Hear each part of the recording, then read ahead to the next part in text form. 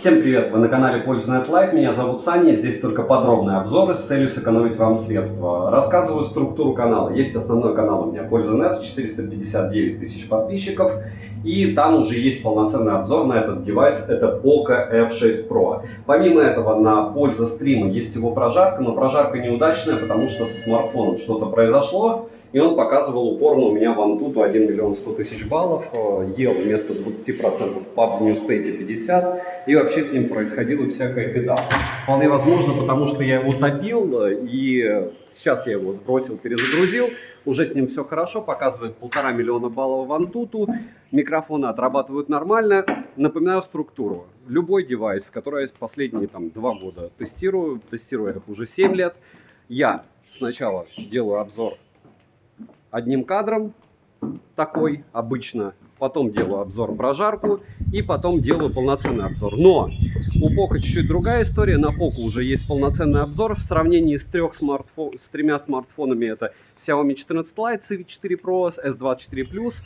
И помимо этого еще там был у меня Realme GT 6 SE. То есть тоже интересный смарт. Посмотрите, 40 минут радости. Напоминаю, меня зовут Саня, основной канал Польза.нет, 459 тысяч подписчиков. Я для вас вел презентацию Poco. Кто смотрел, там у меня есть рассказаны условия про то, как выиграть Poco F6 Pro. И, разумеется, это будет не тот смартфон, который я топил, на который я сейчас снимаю. А это будет новый смартфон, я его уже заказал. Он мне обошелся уже в 39 тысяч. Надеюсь, что они будут дешевле, эти смарты. И я уверен даже в этом. И, разумеется, уже, кстати, идет распродажа на Poco F6 Pro по 28. Нижний ценник был. Плюс налог. Налог, соответственно, там 1900. То есть в тридцатник вы укладываетесь. А учитывая, что Turbo 3 я покупал еще дороже, это прям совсем волшебно. Ну а перейдем к обзору. Не забудьте подписаться на канал. Больше 80 смартфонов уже таким образом я гонял. Это 80, по-моему, 5 или 84. И первое. Комплект. Комплект у него хороший. То есть, если вы кто-то смотрели там 4 месяца, 5 месяцев назад на обзор Redmi K70, это и есть Redmi K70, только со всеми бендами, русским языком и чуть-чуть более оптимизированным процессором, потому что 1 миллион 555 тысяч баллов в Antutu это очень даже неплохо. Так вот, комплект не поменялся, 120 Вт зарядка, вот так он снимает на основной модуль. Штатив жесткий, как вы заметили, никакой стабилизации у него нет. И плюс в том, что вы можете любой смартфон так посмотреть. Я все покупаю, ну кроме третьего эшелона. Третий эшелон я не покупаю, мне его так дают, я делаю рекламные обзоры. И вы можете их наблюдать на основном канале. На лайв-канале я их не размещаю. С шильдиками и пометками. Так вот, 120 Вт зарядка шикарная. При том, что, хотя я в обзоре ругался на то, что он у меня заряжался за 26 минут в лучшем случае, на стриме он у меня уже зарядился за 22 минуты. Они обещают 19, и я бы сказал, что это прям цвет, блеск, красота. 19 минут это прям вообще нереал. Ну, может быть, когда-то у кого-то, когда просядет батарея, либо раскачется, либо раскачается, будет все отлично. Чехол убогий, серый, вряд ли кому-то понравится, но здесь и про дизайн вопросов миллиард, потому что для меня он, допустим, довольно цыганский, золотое обрамление у модулей камер меня не радует, но многим это дело нравится. Если вам это дело нравится, можете написать. Насчет еще интересного момента, помимо чехла, защитной пленки и ключа для извлечения лотка, в лоток можно запихать 2 симки, сразу eSIM здесь нет и не будет. За записи разговора собеседника о начале записи нет. И дальше давайте я разнесу его еще чуть-чуть, потому что здесь определенные проблемы. То есть за эти деньги вы не получаете экран LTPO, здесь нет LTPO. То есть не от 1 Гц. Второй момент, что вы не получаете. Вы не получаете 144 Гц, здесь только 120 Гц. Вы не получаете беспроводную зарядку, которая, по идее, must have за такие деньги, но вот ее нету, при том, что в прошлом 5 Pro она была. И вы можете написать, что это вам не нужно, но все равно. У меня не получилось к телевизору его подключить через Type-C-шный кабель. Возможно, кто-то подскажет, каким способом это можно сделать, но пока так. И у него нет официальной защиты от влаги. Да, я его топил, но у того же Poco F6 есть IP64. Здесь у них есть заявленная возможность использовать тач при влажном экране.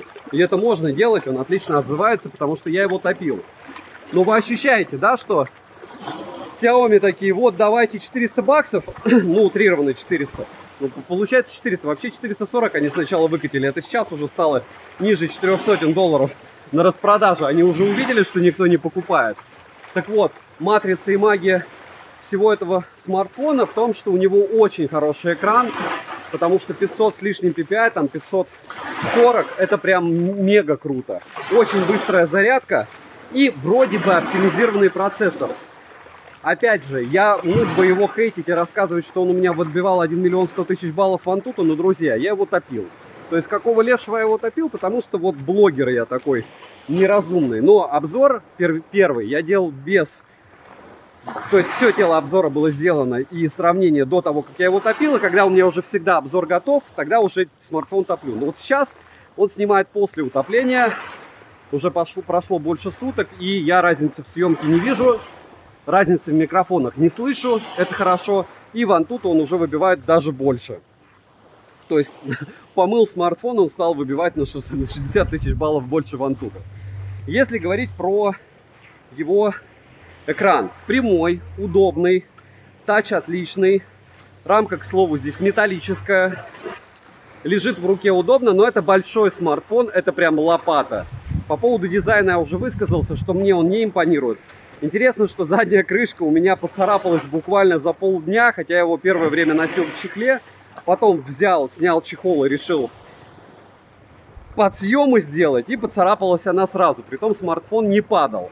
Если говорить про его особенности, про экран сказал, про процессор 8 Gen 2 Snapdragon, все оптимизировано. Но мы помним, что это уже в каком-то смысле, с одной стороны, полностью допиленный процессор, с другой стороны, у нас уже утрировано там 5 минут до 8 Gen 4, потому что уже есть 8S Gen 3, 8 Gen 3, и послезавтра этот смартфон со своим железом полугодовалым, и даже больше полугода. Почему? Потому что до того, как Redmi K70 стал продаваться, в общем, больше полугода ему.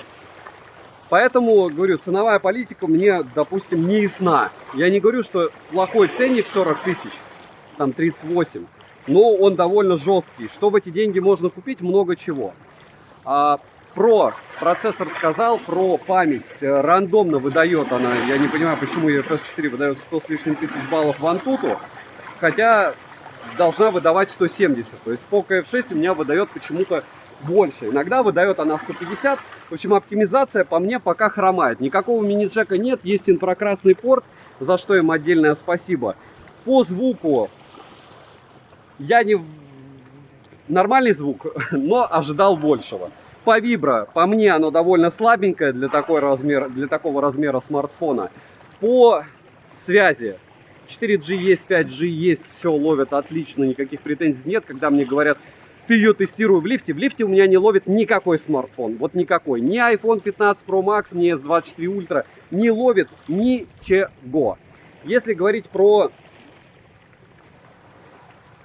Получается, связь сказал, про GPS быстрый, работает хорошо. Про... Что еще рассказать?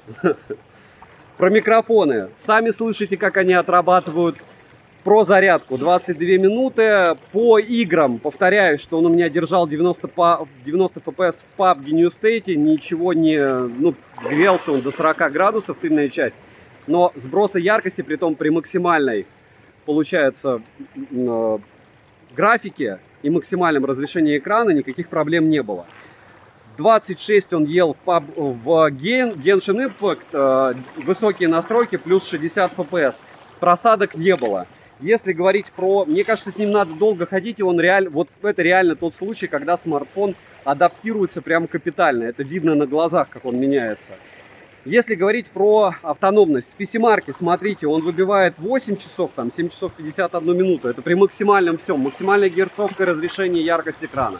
Ты включаешь автомат, у тебя уже почти 11 часов на меньшем разрешении. Притом большинство высокое разрешение не видит. Но я рекомендую тем, кто использует смартфон как читалку, использовать высокое разрешение.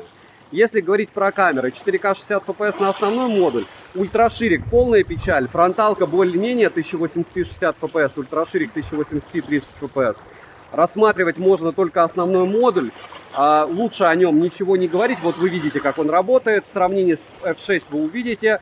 Плюс посмотрите основной обзор, потому что все эти цифры, это не важно. Важно, как она отрабатывает, эта железка. Мы же говорим про камеры. Направленного микрофона нет, есть, разумеется, здесь вспышка. Повторяю, что десятки раз повторю, что бесит меня отсутствие беспроводной зарядки за эти деньги и отсутствие официальной защиты от влаги. Но это какой-то сюр. В А55 каком-то полуубогом за 27 тысяч она есть. Это защита от влаги, металлическая рамка. А здесь нету. Ну, либо они с ценой что-то вообще перепутали. Понятно, что Redmi хорошо, но друзья просто продают старое железо за новые деньги. Ну, они просто в глобалке. Понятно, Redmi рассматривать без бендов не стоит, без русского языка. Пусть даже вы его переведете. Будем ждать. По еще каким моментам надо вам рассказать. Ожиданий было больше. Реальность оказалась более суровой. И в целом смартфон рекомендовать к покупке до 40 тысяч могу. 12256. Свыше нет. Пишите, если есть у кого-то вопросы. По вопросу, лучше ли брать 13T и 13T Pro. Смотрите на процессор у 13T и 13 Pro. Вспоминайте, что здесь также есть 50 мегапикселей оптическая стабилизация, а 13T и 13T Pro когда были выпущены. И все зависит от цены. Я бы этот смарт рассматривал в покупке, но не вижу смысла в нем, если есть Poco F6.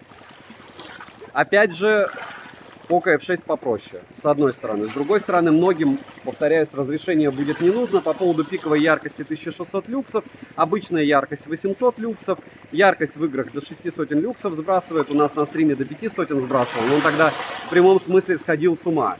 И в целом, все, что можно и все, что нужно, я считаю, для того, чтобы принять решение, у вас есть. Это обзор, прожарка, и вот сейчас обзор одним кадром, плюс будет завтра еще обзор сравнения с Poco F6, и плюс еще завтра я, скорее всего, сделаю еще одну прожарку, потому что я смарт перезагрузил, и он стал работать адекватно, сбросил полностью к заводским. Повторяюсь, что мне кажется, что врубилась какая-то программная защита после утопления, и он решил себя не перегревать, и поэтому сбрасывал мощность именно на процессоре. Вот. Девайсу от меня однозначное да. Добра и удачи вам, дорогие друзья. Напоминаю, что я его разыгрываю.